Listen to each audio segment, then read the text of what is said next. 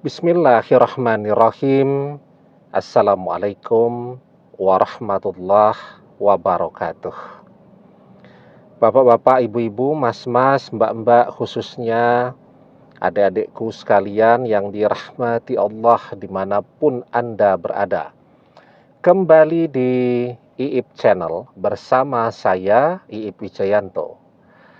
Kali ini kita akan membahas tema 3 ciri-ciri mantan yang akan merangkak menyembah-nyembah untuk bisa kembali bersamamu lagi. Ada mantan yang memang menginginkan perpisahan itu, dia siap lahir batin, tabungannya betul-betul siap untuk menjalani perpisahan tadi. Ada pula mantan yang memang menginginkan perpisahan itu dan dia punya sponsor. Sponsornya adalah orang ketiga yang sanggup membiayai semua kebutuhannya, memberikan fasilitas untuk dia, dan seterusnya. Atau sponsornya adalah orang tuanya yang juga menginginkan perpisahan itu dan siap memberikan fasilitas apa saja yang dia inginkan ketika dia mau berpisah dengan kita. Nah, tetapi ada juga mantan yang ketika perpisahan itu terjadi, dia akan merangkak menyembah-nyembah untuk bisa minta kembali bersama kita lagi. Jadi ada kisah nih ya, seorang suami yang merasa dirinya sudah mapan ya. Padahal sebenarnya pekerjaannya tidak jelas juga apa. Ya kadang-kadang dapat proyek begitu, uangnya habis bersama orang ketiga, tetapi dia merasa mapan, dia lupa diri bahwa apa yang dia miliki atau sepertinya dia miliki pada saat ini itu semuanya adalah milik istrinya. Istrinya memang backgroundnya anak orang kaya. Jadi rumah besar berhalaman luas yang mereka tempati itu adalah warisan milik istrinya. Begitu juga kendaraan yang selalu dia banggakan, mobil mewah kesana kemari, ya, untuk memberikan atau menebarkan pesonanya kepada janda-janda muda dan seterusnya. Itu semua adalah milik istrinya. Tapi dia lupa dengan itu. Nah, sehingga mulailah dia berselingkuh, dia dapatkan orang ketiga yang cantiknya luar biasa, janda yang usianya masih di bawah 30 tahun, masih bugar-bugarnya, masih fresh, dan seterusnya. Nah, setiap pertengkaran terjadi dengan istri tuanya, ya kan kemudian dia menikah siri itu dengan janda tadi, selalu dia mengajak untuk bercerai. Dia berpikir bahwa istri tuanya ini tidak akan berani untuk bercerai dengan dia.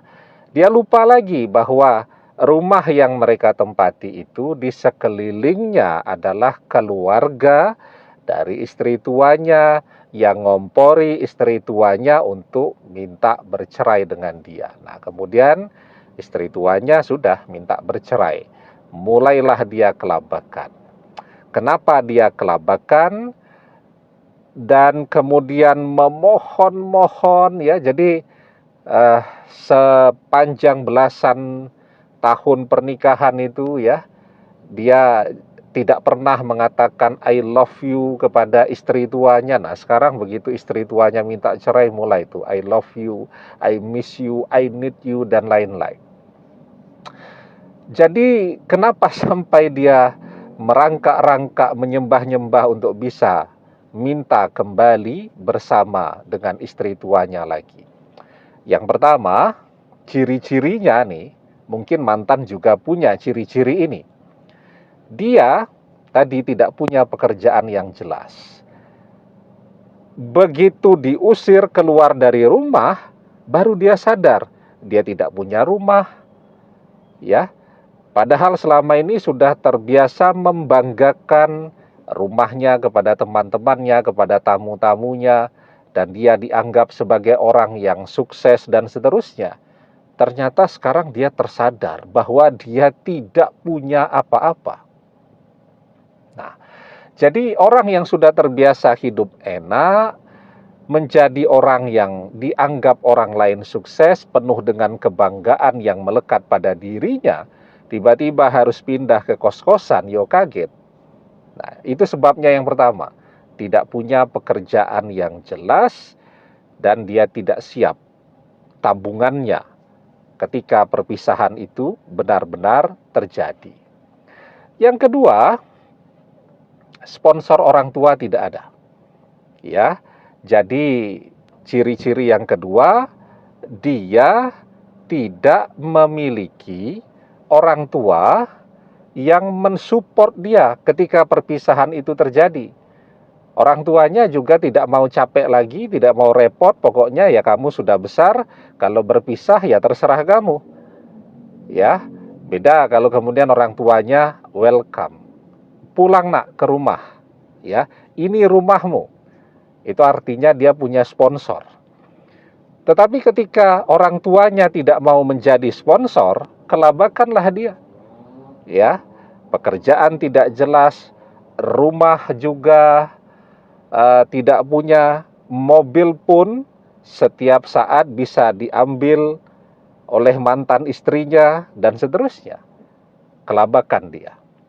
Jadi ciri-cirinya yang kedua, orang tuanya bukan tipe orang tua yang siap menerima anak-anaknya dalam keadaan susah, ya. Orang tua itu ada yang tipenya apapun yang terjadi dengan anak-anak, susah, senang, pokoknya kami orang tuamu, setiap saat kamu butuh untuk pulang ke rumah, ini adalah rumahmu. Itu bagus tuh orang tua seperti itu.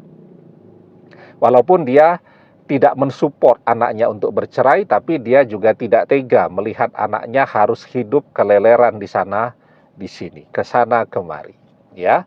Tapi ada juga orang tua itu begitu anaknya besar, pokoknya keluar dari rumah, belajar mandiri. Kalau kamu senang, kamu anak kami, tapi kalau kamu susah, jangan pernah mencari kami. Nah, itu ada juga yang seperti itu. Nah, ciri-ciri yang kedua, orang tuanya mantan seperti yang kedua tadi. Tidak peduli dengan kesusahan anaknya. Yang ketiga, orang ketiga itu juga cuman mau memanfaatkan mantan. Jadi ketertarikannya kepada mantan itu bukan karena mantan itu misalnya mempesona dan seterusnya, tapi dia mungkin juga menerima informasi yang tidak tepat karena mantan juga tidak menceritakan dirinya yang sesungguhnya. Kalau mantan cerita yang sesungguhnya, orang ketiga tidak mau dong dengan mantan. Saya itu pekerjaan tidak jelas dan seterusnya. Nah, jadi mungkin mantan ceritanya pengusaha sukses, ya, rumah yang sering diposting di media sosial itu adalah rumah dia, nanti kita akan menempati rumah itu dan seterusnya. Ya tentu orang ketiga akan berbinar-binar, ya. Tapi ternyata realitanya tidak demikian. Nah, orang ketiga juga tidak mau menjadi sponsor untuk mantan, ya. Ketika mantan diusir dari rumah, bercerai, orang ketiga juga tidak mau nerima, ya. Kemarin dipikir kaya raya, ternyata yang kaya adalah istrinya. Nah, jadi itu 3 ciri-ciri mantan yang akan datang merangkak, menyembah-nyembah untuk minta kembali bersama kita lagi. Nah, jadi ketika perpisahan itu terjadi, sebenarnya kita tidak perlu terlalu risau, ya. Apalagi kalau mantan punya 3 ciri-ciri ini.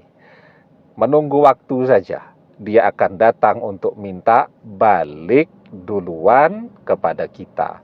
Nah, yang penting sekarang, yang terus harus kita lakukan, berdoa agar mantan itu sadar, ya. Berdoa agar dia kembali dalam versi terbaik dia. Berdoa agar dia menjadi jodoh yang setia selamanya dunia akhirat. Ud'ullaha wa antum muqinuna bil ijabah wa'lamu annallaha la yastajibu du'a min qalbin ghafilin lahin. Berdoalah dalam keadaan yakin bahwa doa terkabul, dan ketahuilah sesungguhnya Allah tidak mengabulkan doa dari hati yang lalai lagi berpaling. Demikian, semoga bermanfaat. Wallahu a'lam bissawab, billahi taufik wal hidayah.